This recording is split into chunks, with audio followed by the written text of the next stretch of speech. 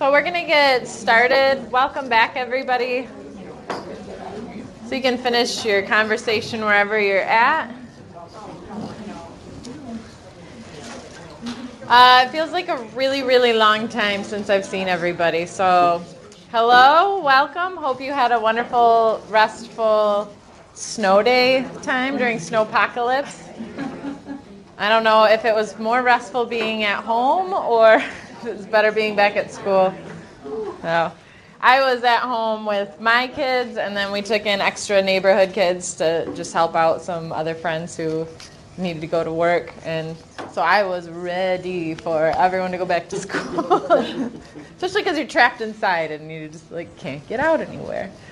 But hope you had a productive morning, and we have a lot of things that we're going to get into today. So I appreciate you guys coming, and I know you had you could be back in your classroom. I know you missed a lot of days there, and so it's really speaks a lot about the work that everyone's doing here at the ISD, that you guys are here and ready to continue to engage. So we'll just get started. So to remind us of our purpose, I'll let you take a moment to read that. And you might have had some unique opportunities to engage with families during these snow days. So I look forward to hearing about some different things. So to start us out today, we're going to do an inclusion activity called Finding Common Ground. So you're going to find a partner or a triad and try to get as many non-obvious things that you have in common. So for example, I've got a picture of a bee, a frog, and lions. And so an obvious thing might be they all have legs. They don't have the same number of legs, but they do all have legs. A non-obvious thing is they all have, they can all count, which is really interesting. So lions can look at, they travel in packs, and so they can tell if another pack has more or less than them. So if they're going to engage in some sort of confrontation, if they have more, then yeah, they're going to go for it. But if they realize that they have less than the other group, they're going to try to get out of there. And so that's kind of an interesting, they can sense that they have that innate sense of more and less.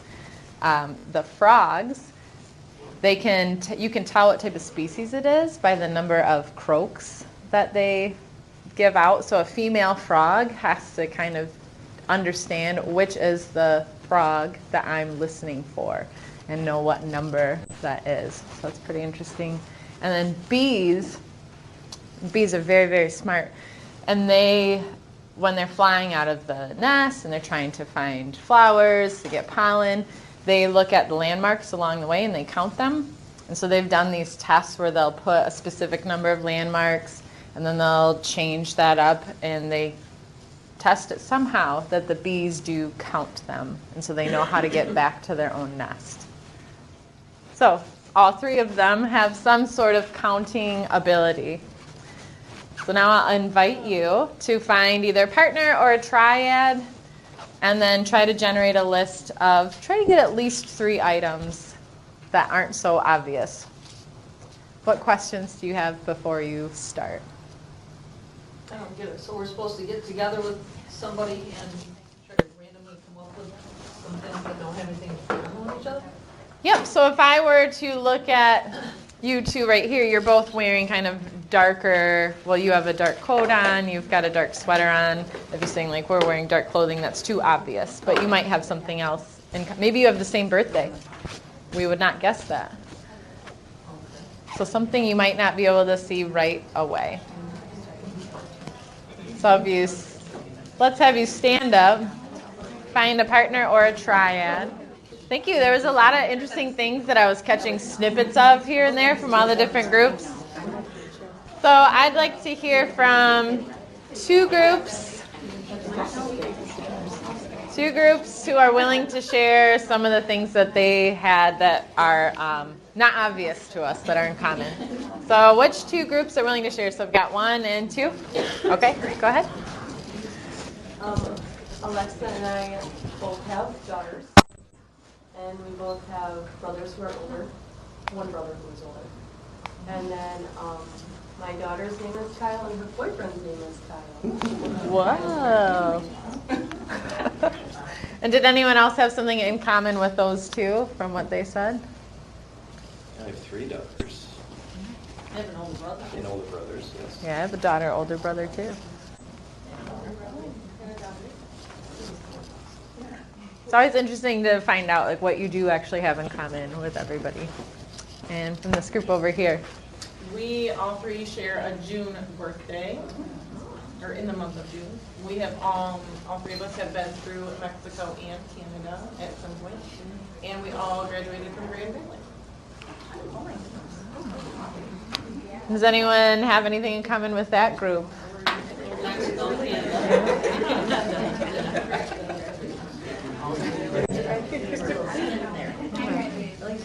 Grand Valley too? Thank you. Well, again, nice to just find other things that we have in common. We have more in common than we think that we do. So outcomes, these are our outcomes throughout our whole 5 sessions. Again, today it's the yellow ones are really what we're focusing on. Not so much that last one here today, but before we meet again.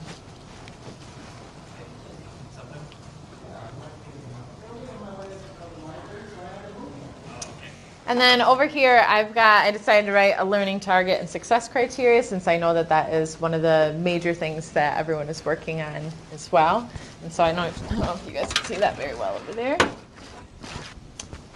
But everything we're doing today is kind of determine different things that might give families access and involvement in math in the classroom and to support the thinking that goes on there, but also to change the narrative around what math is. We have a lot of work to do there yet. And your success criteria, you're going to walk out of here today with something to try that you can collect evidence around. And you're going to have a lot more time to plan that today versus just trying to quick fill it in before you go. And I'll respect that time. I know you guys have a lot of things going on. Our agenda today, we're going to visit some of the work you've already done. We're going to do some math together, and then we're going to do some of that planning before we reflect and fill out the survey at the end of the day. What questions do you have before we start? So just take a moment to quickly read through that productive belief. That's kind of our overarching idea of why we do this work together. It's always so helpful to have other eyes and ears and thoughts around what we might be able to try and do, and different minds pick up different things. And so it's so nice to have all of you here together and that we can kind of think through this together.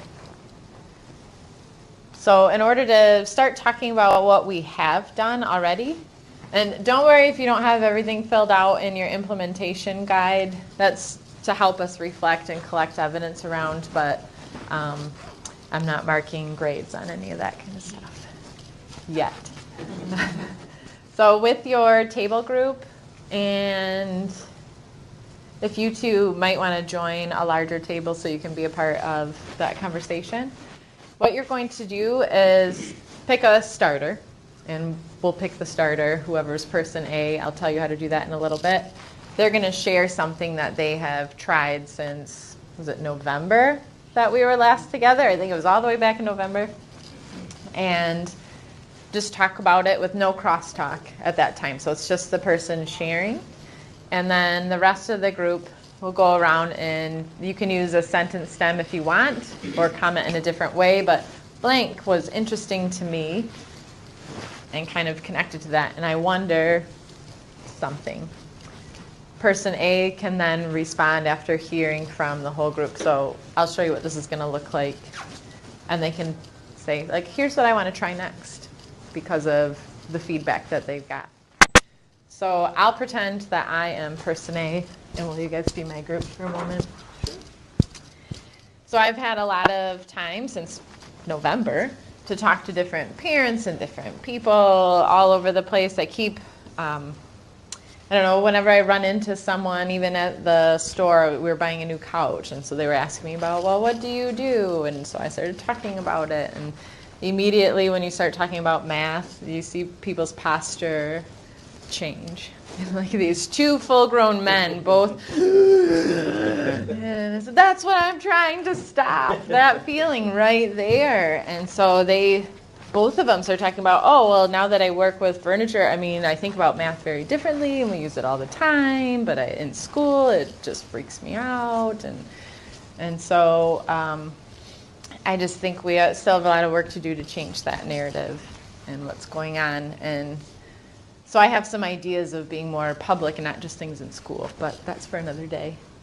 So one of the things that I experienced was a parent who has their child in the same class as my daughter. I'll give you a little bit of background. The teacher sends home a homework menu. So it just has 9 boxes. The kids have to pick 4 things to do out of them. 2 of them are math, 2 of them are like literacy work. This is first grade. And they're generally like, create a math game with whatever concept it is that they're working on, or sing a song about some of the math facts, or skip count by this and have someone time you 3 different times and see how it goes. So there's some choice and flexibility in what happens there. And so one parent came to me, what do you think about this? And rolled their eyes, and I want worksheets every day. And so we talked about it a little bit. And then I just said, why don't you just try some of this out and just see what happens? And sure enough, maybe about a month later, I get this text with this game that she and her daughter created. I won't get into all the rules of it, but it can be played for addition and multiplication. And there's all these different things that happen, and they made up little cards. And it is their favorite family game, and they play it all the time. And they even brought it into class, and the kids play it in class there too. And that was like, oh, I see there was a lot of value in doing this and letting her kind of create what was going to happen with this game. And they practiced different math facts through this, and she could hear what her daughter was thinking about and how she added different things together. So this, in my mind, was a big success. I thought, how exciting and how cool for their teacher to see this come in and how excited they were. So then, since I shared, then you guys would go around and just respond in some sort of way with a kind of a notice and a wonder. Not to put you on the spot, but I noticed you were very excited about the board game. And my wonder is, what are the rules and how do they play it? So I'm not going to respond quite yet. We're going to go to the next person.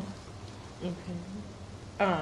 Since the last time we met, I had been focusing on counting collections with my smaller group, and when I work with them, I didn't have them record the first time. We just got out my collections that I already have made and gave to them and just let them count and sort. And since we've met last time, I had them start recording. I had one group, and then it kind of fizzled out because I help with NWIA and with all the snow days and stuff, so I haven't worked with my small groups lately, but... Oh, I'm going to pause you. So you're sharing your experience. Oh, yes. So right now we're just going to model what happens. So you're just going to respond on my experience, and then you're going to get to share next. So you might have a notice. And I'm sorry, because that sounds really exciting.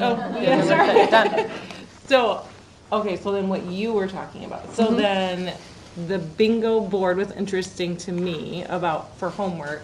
I'm wondering if the person who wasn't a fan of it in the beginning, why they wanted the worksheet. So to respond, there's different rules with the game. You roll some dice, and that becomes the number that you either have to add or multiply to the number that you're on that board, I think, if I have this right. And then you have to answer that fact, and then you move. So this one is... So if you landed on 10, what? And you rolled a 3. In this case, I think they were just doing, multiplication. No? It could go either way. Yeah. So you might do times 3, 10 times 3. And you have to talk about how you get it and. Oh, then you so get that's going. one factor, and your dice is the other factor. Okay. Or your add-end, Okay. whatever it might be. And then back to what did they like about the worksheet? So they felt, this was you have seen those minute math worksheets that have, this just kind of a spiral. And so they liked having just that consistency and seeing the same things kind of build upon each other. And so I said, those are available online. You can do those if you're really into that and if you find like that's helpful. And so, but then saw like, oh, I guess I can see some positives in this too. And it doesn't have to be the exact same kind of thing that maybe I expect math homework to look like. And I think that's more of where that was coming from. Thanks for asking. So, what questions do you have about that process? So you're going to kind of share an experience and then have some comment and question around it. Oh, and then I would share my next steps. So this is a little bit different because I don't get to go out and teach something again or try an activity. But what I am going to do is connect with this parent again and then talk about what their experience, has anything else happened? What else would you like? We could kind of create some different things together and go from there. And I'd also like to hear from the classroom what the kids think about playing that game that came from one of their peers. And the reason we're doing this is just to hear from the different experiences people have had, because that may spark something in our minds. But then also when you're sharing, someone might ask you a question that will help you reflect and think about, here's what I want to try next. So what questions do you have about this activity? So after you share, everybody does notice and wondering. And then you get to respond at the end. And then you'll move to the next person and do that same idea. Yeah. How are we going to determine person A? Because you hinted that we were going to. So let's move these friends to a new group. Let's see, we've got 5. I thought you guys had another person back there, but 4? Yeah. You've got 4, and you've got 5. Hate to split you guys up. It's fine. So if you don't mind going to the groups of 4. So everyone's got 5. And once you get there, I'll tell you how to start the starter. Okay, if there isn't someone who really wants to go first, this is how you do it. Everybody take out their pointer finger and you point to the person you think should go first. Whoever has the most fingers pointed at them is the starter. So before we move on to doing some more math, I want you all to think about, just reflect for a moment, what's something that you took away from that conversation? Either a next step for yourself or something that you heard from somebody else that you thought was interesting.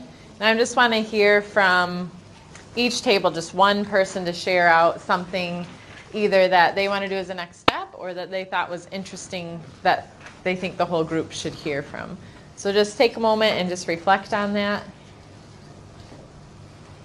And if someone from each table is just willing to share something, so let's see. I'll share something. Go ahead. Several of us have seen like a game that we had hoped that the students would play at home. But then a different perspective that I didn't think of was Kristen had mentioned that with her students that she had not only was it the game, but to help her students work together with a partner, how to be a good partner, and like the parents to model being a good partner. And I thought that was it was something I'd never thought of, like, but something, a skill that students definitely need, because there's some students who are much better at being partners, not only just staying with your partner, being a helper, not just a teller or a go-aheader or whatever you want to give it, but really being that, working on those partnership skills was something that out of the box that I didn't think of that could be a benefit of a game or something to play at home. So not only just content, but social skills also. Right. Yeah, thank you for sharing that. Let's see, you get to pick which table goes next. Oh, well, I'll go to Tracy. I'm going to kind of highlight these two because we are all classroom teachers, and so for us, it's like, oh, we did this in our class, we did this in our class. These two are not classroom teachers, so they're math interventionists. So trying to figure out ways that they can reach kids, like a Google community and doing things on Instagram. So it was so interesting listening to ideas, you know, that I don't really think about because I've got my kiddos in my classroom and I'm doing it with them, and how much work and, you know, thought has to go into how they can reach the kids and the staff to help them understand math too. So a different type of access and intentionality there. I'm curious, are you using Instagram to do something? Would you mind sharing? And Google Community? Would either of you mind sharing? Because I'm not, well, I'm familiar with Instagram, but I haven't tried. I'm curious what you do with it. And then Google Community too, Jenny. So, yeah, so, oops, not that one, that's my sleeper. So yeah, I find things around on different social media sites, I guess. I post, like this one was, I was at Disney World at the Lego store and I found the Lego bin, so I posted it. And then I just do the how do you see it, to see if I can get comments or students You can kind of see that. To comment on it. I had a friend that free dives in Hawaii, and there was like this giant shark that they found. So I thought it was really cool, and I asked like, how could we use the scuba divers to estimate the size of the shark, and give a little background from the photographer that I know about the fish and stuff. Sometimes it's just a fun activity that we've done at school. So yeah, games you can play at home like Yahtzee. Oh, thank you. So I wonder about the response. Do you have, is it parents who get on there with it, or do kids have their own account and they see it? Yeah, so in middle school and high school I have some students, I get likes. I was kind of hoping more comments would happen, because I always ask, like, how do you see it? And people like it, but I don't get the comments back. So I guess that was the struggle. Yeah. I'm just going to piggyback off because Katie, one of our classroom teacher, and has a Facebook page, and she said over the snow day weeks that we've had, she put like a math challenge up there, and like fill a bucket of snow, where do you think the water level will be when it melts and things like that, and got some good like picture responses back. And I think our comment was, it's always the same parents and the pretty much involved parents that end up commenting and getting their kids to participate in it. So one of our wonderings was like, how can we get more buy-in than just the same families all the time? But kind of to go off of Instagram, she used Facebook and do the same thing. So technology is a really interesting tool to spread some of this, and using photographs. I think that is such a powerful tool.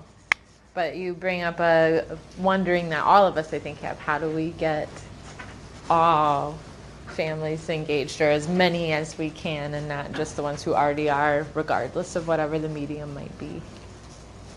Thank you. And thanks for sharing that. And Google Community, Jenny, how are you using that? Not with parents, but with other staff members. It's a nice way to share things where you can kind of monitor, because we started a couple years ago with MichME. The group of teachers from our district that came, we wanted to be able to share things that we were learning in these breakout sessions. So we post, you know, a handout or a website or whatever that came out of the afternoon time.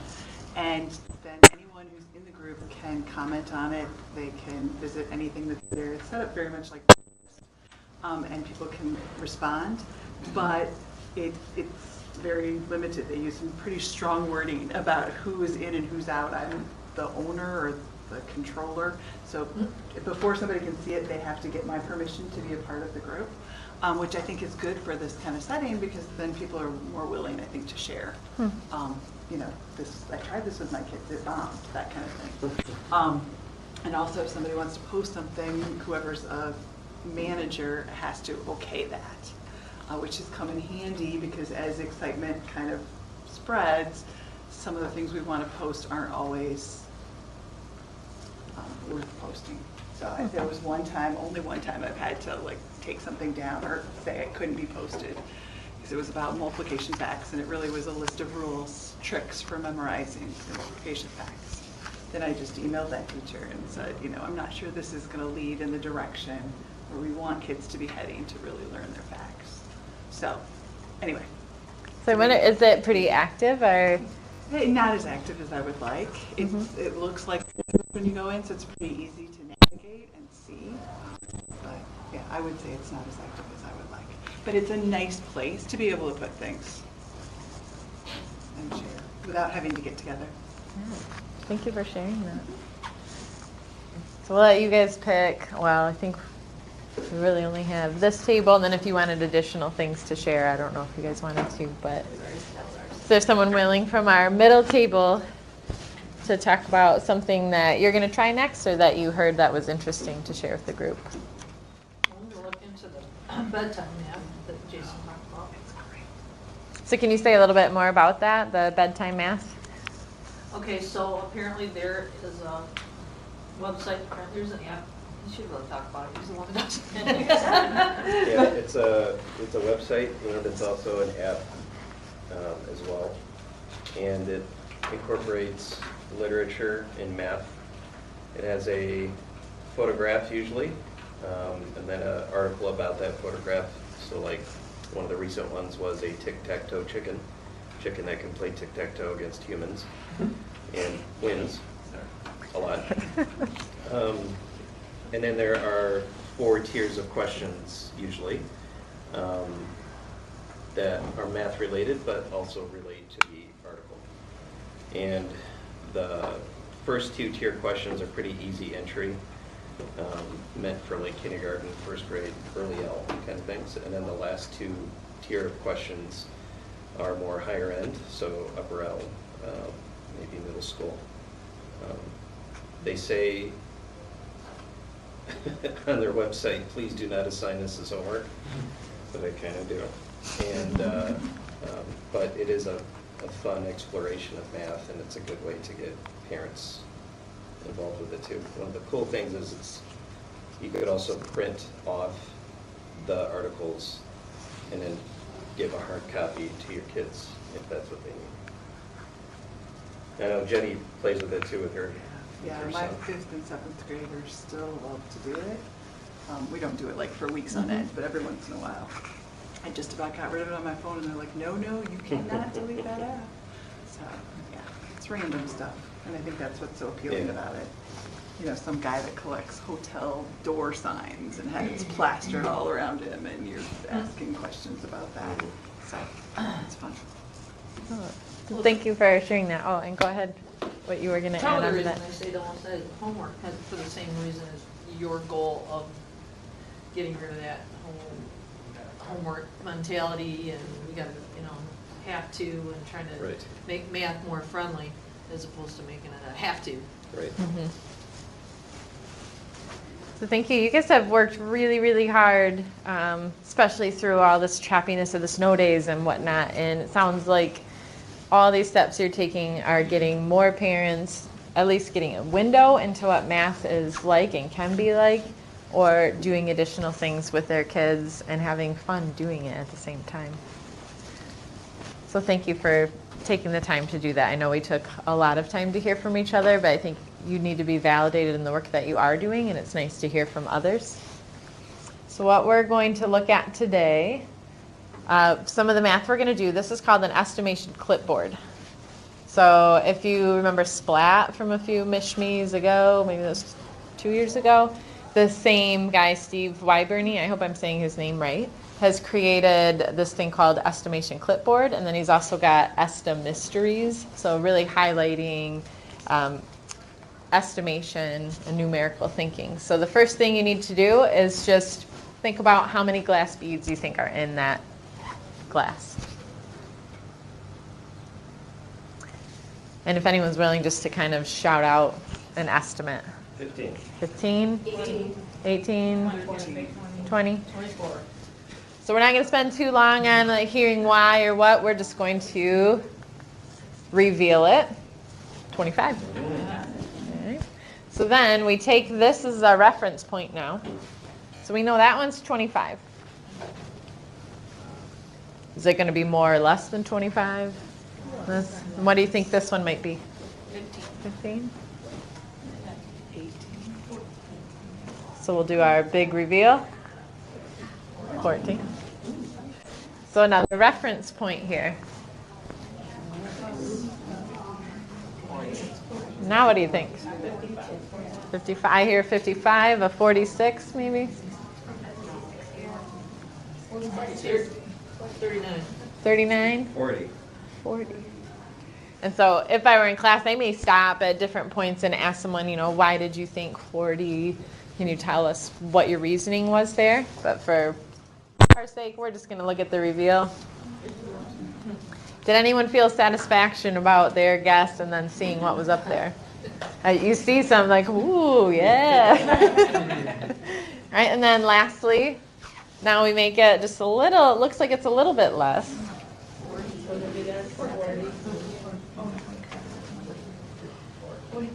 42, 43, so here over there. And boom. Surprise, surprise. So there is different sets. So he has bundles of these. So this is in the first bundle. On the snow, all those snow days, once it became apparent, they're like, oh, we're not going to have school for the next 3 days. I started making my kids, and like, we're doing some math, we're going to read, we're going to write. We've been doing science the whole time. So I did these with my first grader, and she loved it. That is, you have more. Where are more, Mom? Let's do more. Let's do more. And so we did these ones. And I'll share with you, my weakness is like spatial reasoning and measurement. So if I look at something like this and I try to think how many inches long that yarn is, ooh, this is hard for me. It was a challenge for her too, but how many inches do you think that piece of yarn might be? 18. 18? And let's reveal it. 23. So this is our reference point. So this is going to help us. So we can use what we know to figure out something that we don't know. How about that one? 16. 13. 12. Ooh. What do you know it is not going to be? 22. 22. So let's take a peek. 14. I think I heard a few people say 14 in there. How about that one? 10. 10. 11. And then lastly, now it's curled a little bit differently, and this makes it difficult with the curves here. 20. 20? 18.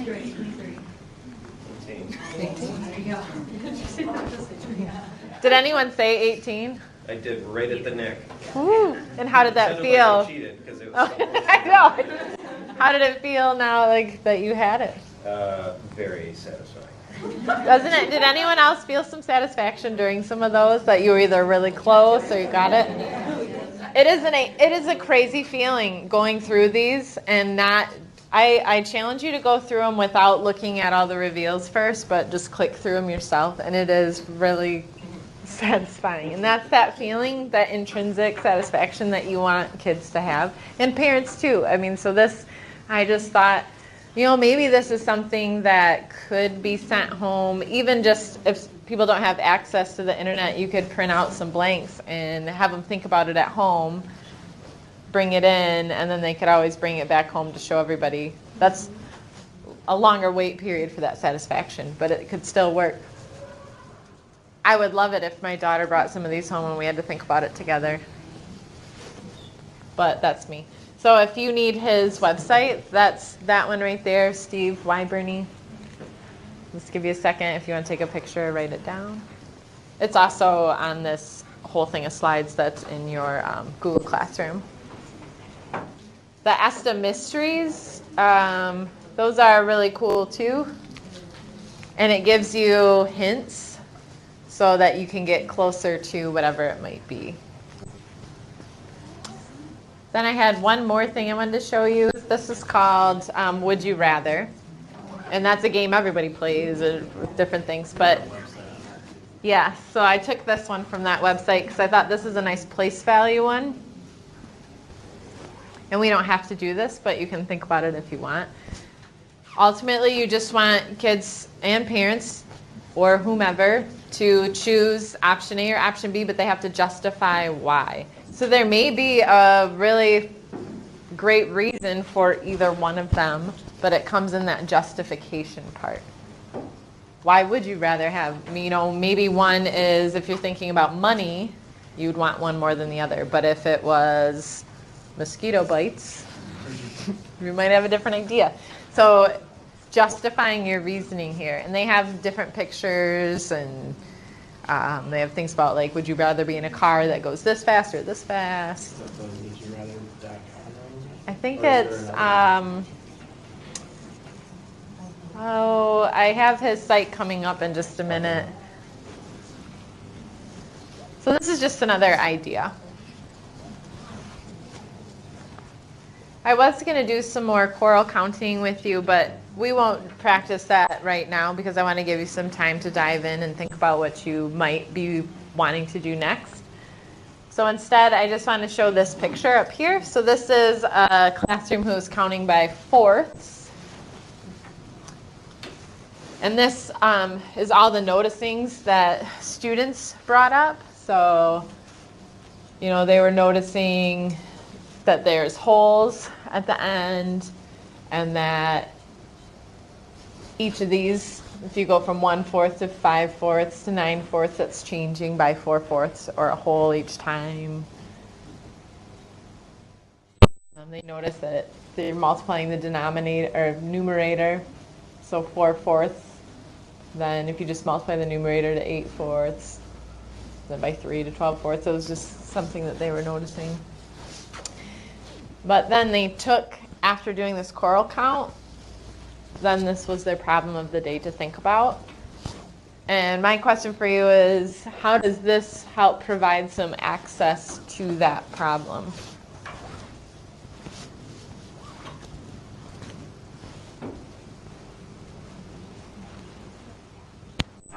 Yeah, go ahead, Jason. I see on the right-hand side of the first row, it says equals 1. It's in red. Mm-hmm. And I'm assuming that means that's a whole of Something. whatever. Mm-hmm. So they might be able to use that information to help determine the answer to the question. Mm-hmm. Yep. Yeah. Oh, okay. Sorry. So you can see that they looked up, how many fourths can go into a yard, and I think that's what the one is standing for. So at the very top one, they're saying 1/4, 2/4, 3/4, 4/4. 4/4 is a whole equals 1 yard, and then they could use, okay, we know that 4 pillows makes 1 yard. Now we should times it by 3, and you can see that you can get 12. But 12 works. There. Yeah, so similar to what Jason's saying, like taking kind of this idea of these might be holes here, and how many fourths are in each of those. Any other thoughts on that? Yeah. It just makes it more approachable of a question. I know with fractions, even with middle schoolers, you put a fraction on the board and they automatically give up. It's weird. But I think after that whole discussion, it's going to make it more approachable for a lot more of the classroom in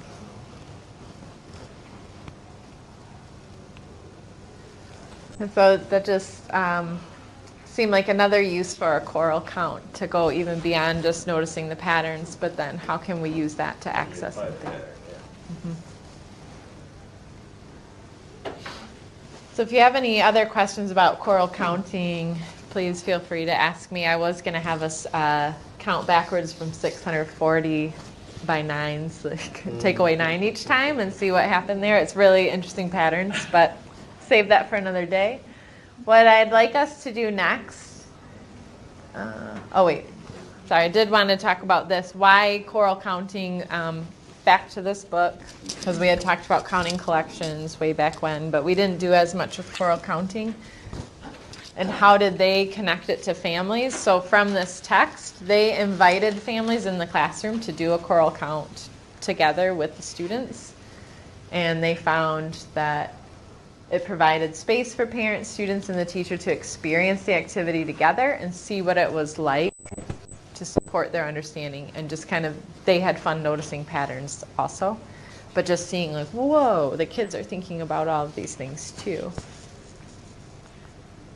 They also used them in a family night. So it could be a curriculum night or a math-specific night. And then this is what they found afterward.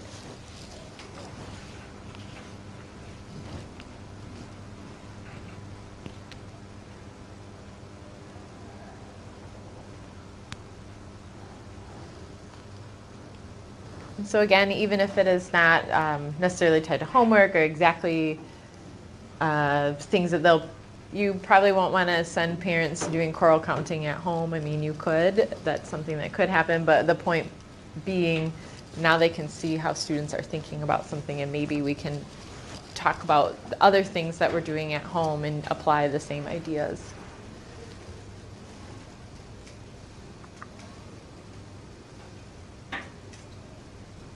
That's just kind of reiterating the same ideas here. Counting collections and choral counting, or things that involve counting, make it accessible. It's something that everyone has experienced in their life. We count a lot. We count a lot more than we even think that we do.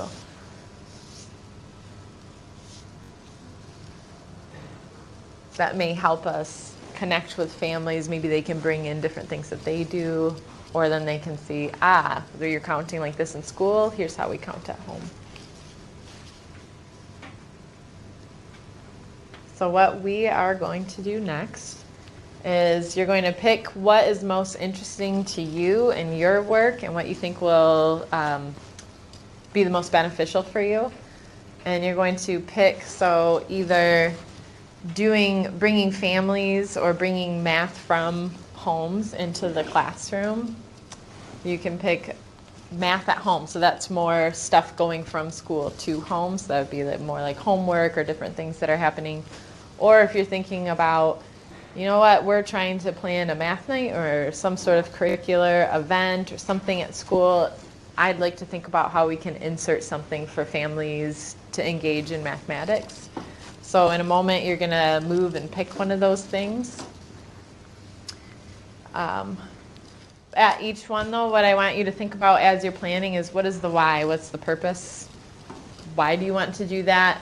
Who's going to be your audience? Who might you partner with, so you're not going to have to do all of this on your own? Maybe it's another teacher, or maybe you have a parent that wants to help plan something. That would be interesting. And what do I need to consider in terms of equity and access? And so that was kind of some of those questions around like, well, what if not everyone has access to the internet? Okay, so do I have alternatives? Or what if parents can't come in during the day? What else might I be thinking about to do? So on the Google Classroom, I posted this, but it's also in the PowerPoint in there too. And there's different links in case you're just looking for additional resources for any of these pieces. For this family math in the classroom, I was going to start listing all these different things that, like collections that people could bring in from home, but I figured those are things you can add in there too as you're thinking about it. Bedtime math was my number one up there, and math at home was something I was thinking about too. So those are linked? Yep. Hopefully they work. Are they not working? You have to click on it. They work. I think you have to click on it in present mode. Otherwise, I don't know if it necessarily works. Okay, so if you double click on it, then it gives you a... That would you rather is in this number search link right there. Because I've gotten it from the Table Talk Math. Oh, you know what? No, it is from Table Talk Math. The number search is from a different guy. Thank you. All right, so I'll invite you to just stand up and kind of move to the part of the room that most interests you. Take your things with you because you're basically just going to be there the rest of the time.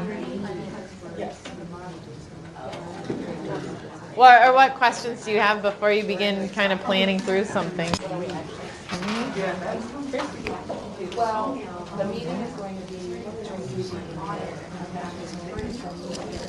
Well, the last thing, and you don't have to do this in here right now if you want to do it a little bit later, but just filling out this survey and getting started or continuing that work on the implementation guide, you might be able to just put in exactly what you talked about with your group right here.